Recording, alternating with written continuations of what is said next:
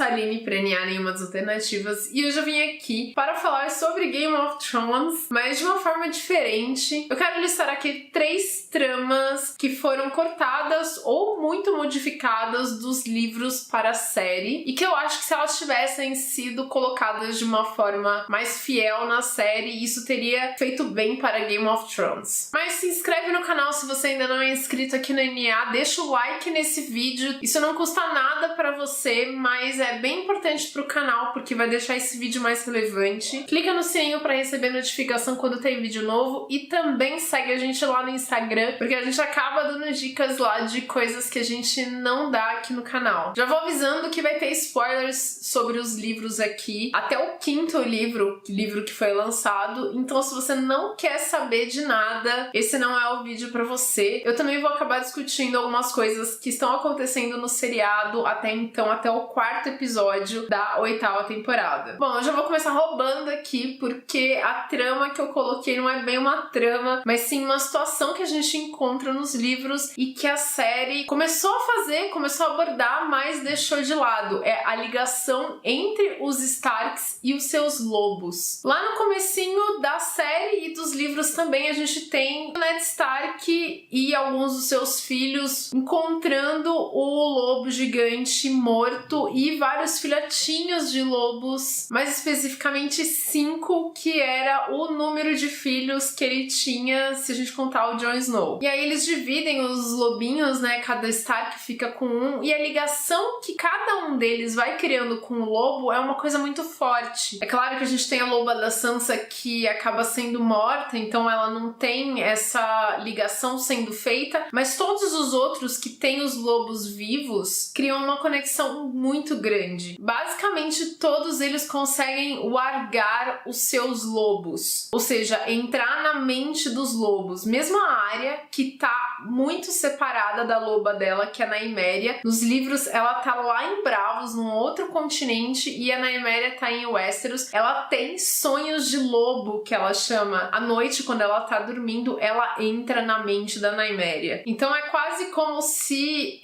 os lobos fossem parte da alma dos Starks também. Existe uma teoria dos fãs que se um Stark morre, talvez ele continue existindo dentro do lobo. Além disso, os lobos também são a proteção dos Starks. Em determinado momento, a Melisandre fala pro Jon nos livros para ele não se afastar do fantasma, porque ela tava vendo nas visões dela que o Jon estava sendo ameaçado. Isso antes dele ser morto. Quer dizer, ela tava vendo certo. Tinha gente querendo matar ele e no fim conseguem. E eles conseguem porque o Jon não tava junto com o fantasma, apesar do aviso da Melisandre que ele tinha mantido o fantasma preso. É toda uma explicação, um rolê por que ele tinha mantido o fantasma preso, mas se ele tivesse com o lobo do lado dele, talvez ninguém tivesse tido coragem de fazer mal pro Jon Snow. Eles poderiam ter explorado mais essa relação entre Starks e lobos na série, e eu sei que existem as explicações aí de que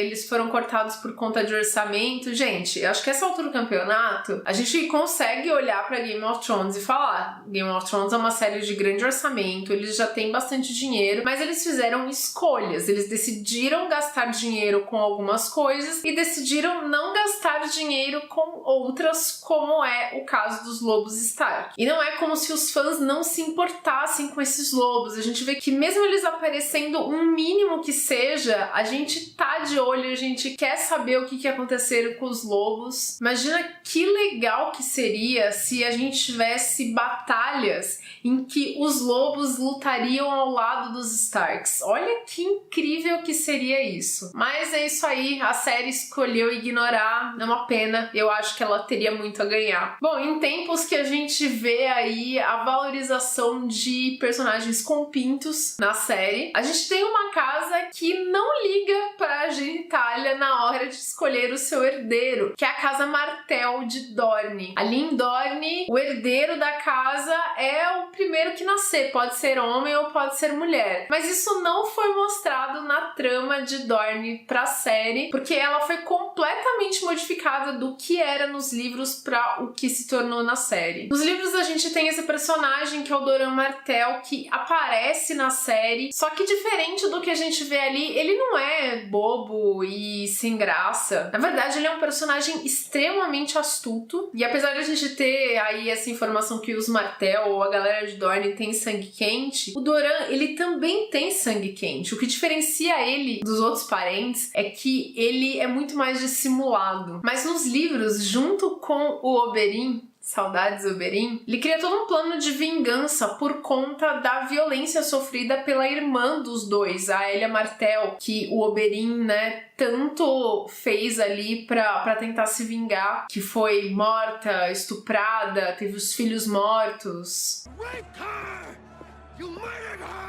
O Doran também sentiu muito a morte dela e ele quer uma vingança. Qual que era o plano de Dorne? O Doran fingiu que ele aceitou lá quando o Robert foi rei, mas na verdade ele tinha uma aliança secreta com os Targaryen. Ele tinha prometido a filha dele, que era a herdeira de Dorne, a Arianne Martell, para o Viserys, o irmão da Daenerys. Com o casamento entre os dois, selaria-se aí a aliança entre Dorne e os Targaryen, e eles apoiariam os Targaryen para voltarem pro poder. Como o Viserys acabou morrendo, né, o plano do Doran mudou um tanto, e aí ele queria então casar o segundo filho dele, o Quentyn Martell, com a Daenerys e, de novo, com essa aliança de casamento, apoiar a volta dos Targaryen pro Trono de Ferro. Apesar de nenhum desses dois planos ter dado muito certo nos livros, o que a gente tem é Dorne querendo vingança, querendo apoiar os Targaryen para voltar pro poder, esse plano regado a fogo e sangue. E além de tudo, temos uma sociedade que não foi mostrada direito na série, mas que super valoriza suas mulheres, que permite que as pessoas tenham mais liberdade de escolha, liberdade com o corpo. E tudo isso acaba sendo mostrado através da personagem da Arianne, que é a herdeira da casa Martell, que é uma mulher extremamente poderosa, que foi criada para liderar a casa dela, que participava de reuniões políticas, porque o pai queria preparar ela para esse cargo, e sempre ficou com quem ela queria, dormia com os homens que ela queria, porque ela tem essa liberdade dentro da casa dela. E infelizmente toda essa trama de Dorne, esses planos e essa personagem maravilhosa que é a Arianne foram totalmente cortados da série para dar vez aí para uma história que foi uma das piores coisas que a gente teve em Game of Thrones. Eu tenho certeza que se eles tivessem se mantido fiéis à história de Dorne nos livros, que não era tão difícil assim, a história teria sido muito mais legal. Por fim, uma última trama que teria acrescentado bastante para Game of Thrones é a do Aegon Targaryen. Não, eu não estou falando de Jon Snow, eu estou falando aqui do outro filho do Rhaegar Targaryen, que chama Aegon, o filho da Elia Martell, aí a irmã do Doran e do Oberyn, que acabou morrendo.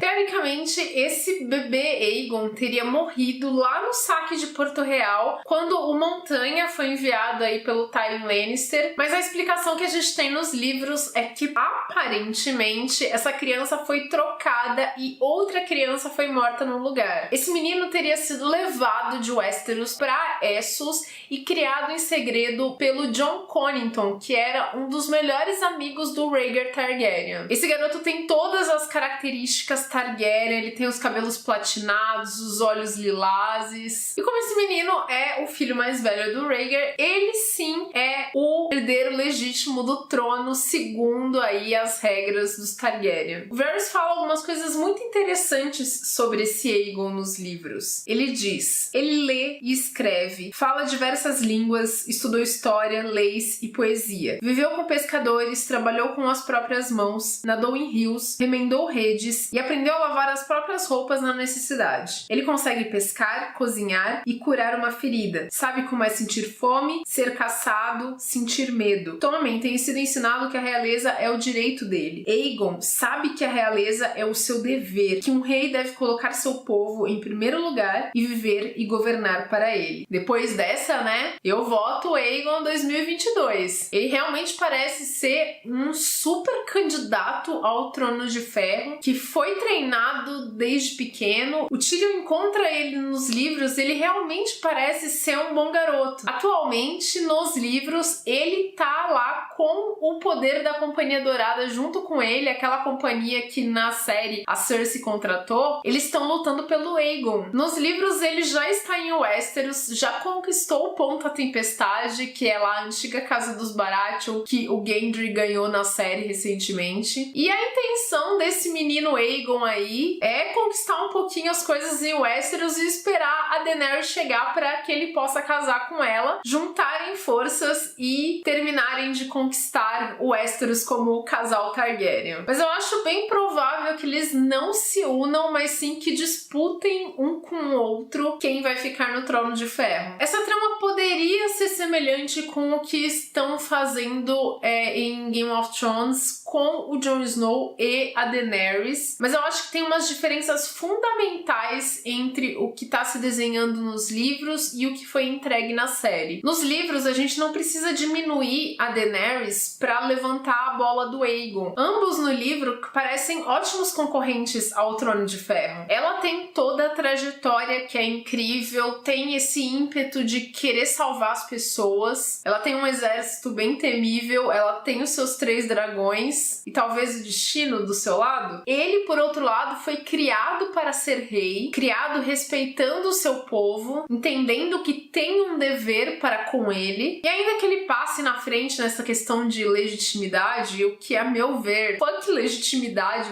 eu tenho um vídeo aqui no canal falando por que eu acho que essa coisa de quem que é o verdadeiro, o legítimo herdeiro ao trono é tudo balela. Eu acho que independente de toda essa questão, o que vai definir se Aegon vai ganhar, ou se Daenerys vai ganhar, ou se outra pessoa vai ganhar, vai ser a conquista. Quem vai chegar lá em Westeros conquistar a porra toda. Uma coisa que eu acho bem legal nessa trama do Aegon e que difere muito do que tem sido construído com o Jon Snow é que no caso do Jon, ele tem toda essa postura de eu não quero o trono, eu não ligo para o trono, e na série as pessoas acham que isso é uma coisa boa. A meu ver, a pessoa que tem que acabar no Trono de Ferro, ela tem que querer o trono não simplesmente por uma questão de ambição, mas ela tem que entender que ela tem um dever para com o trono, que é exatamente isso que o Varys fala sobre o Aegon dos livros. Ele entende o dever que ele tem com aquela cadeira feia. O Jon não se comprometeu quando ele foi Lorde Comandante da Patrulha, um cargo que caiu no colo dele. Ele não se comprometeu com o título de Rei do Norte, outro cargo que caiu no colo dele. E também não tá afim de se comprometer com o Westeros e com o Trono de Ferro, apesar de teoricamente ser o legítimo herdeiro do trono. É uma diferença muito grande entre a postura do Jon Snow da postura do Aegon. Agora, o que torna essa trama nos livros ainda mais maravilhosa e deliciosa é que apesar do Aegon parecer super perfeito, tem muita gente que acredita, e eu também, que ele é um falso Targaryen. Na verdade, tudo indica que ele é um Blackfyre, que é uma linhagem bastarda dos Targaryen que sempre disputaram com os Targaryen para ver quem que ficava no Trono de Ferro. Eles nunca ganharam, mas sempre tentaram pegar o trono dos Targaryen.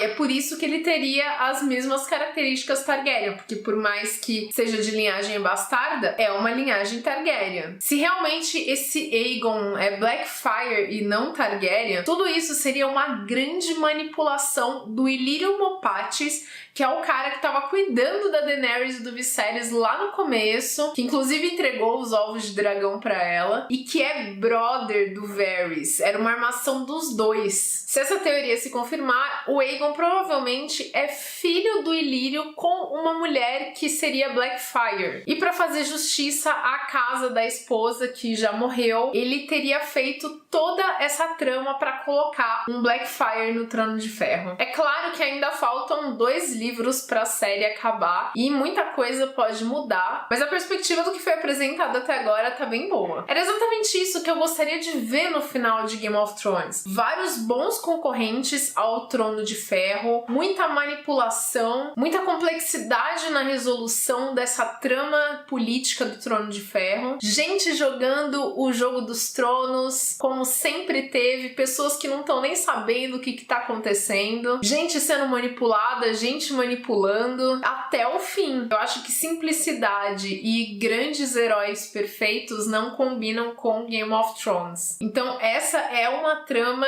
que, se muito bem construída dentro da série, teria feito muito bem pra Game of Thrones. Mas me digam aí o que vocês acharam, se vocês acham que essas histórias realmente teriam acrescentado à série, vocês acham que é muita viagem minha. Aliás, me digam também o que vocês estão achando dessa reta final de Game of Thrones, se estão curtindo ou não. Obrigada por me acompanhar e até o próximo vídeo. Tchau, tchau!